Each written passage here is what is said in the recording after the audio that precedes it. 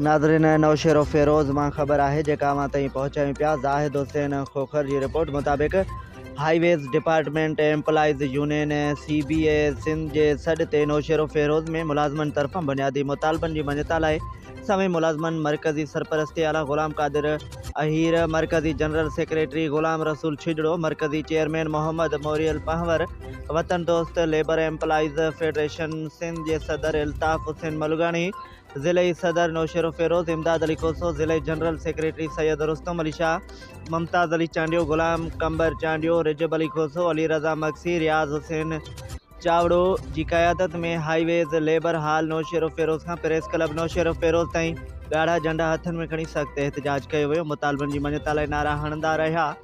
उन मौक़े ते अॻवाननि चयो त फ़ौती मुलाज़मनि ऐं सीनियर रिटायर्ड मुलाज़मनि जे औलाद खे तरजीही बुनियादुनि ते नौकरियूं ॾिनियूं वञनि। नौशेरो फेरोज़ में 2023 जी भर्तियुनि तहत थींदड़ ग्रेड 1 खां 4 ताईं जी भर्तियुनि में फ़ौती ऐं रिटायर्ड मुलाज़मनि खे औलाद खे मुआइशी मूजिबि 25% मुलाज़मतियूं ॾिनियूं वञनि। मुलाज़मनि मुतालबो कयो त सिंध जे वर्कशॉप्स में किरोड़े रुपयनि जी बिहारियल ऐं हथरादू नाक़िस ॾेखारियल मशीनरी खे बहाल कयो वञे।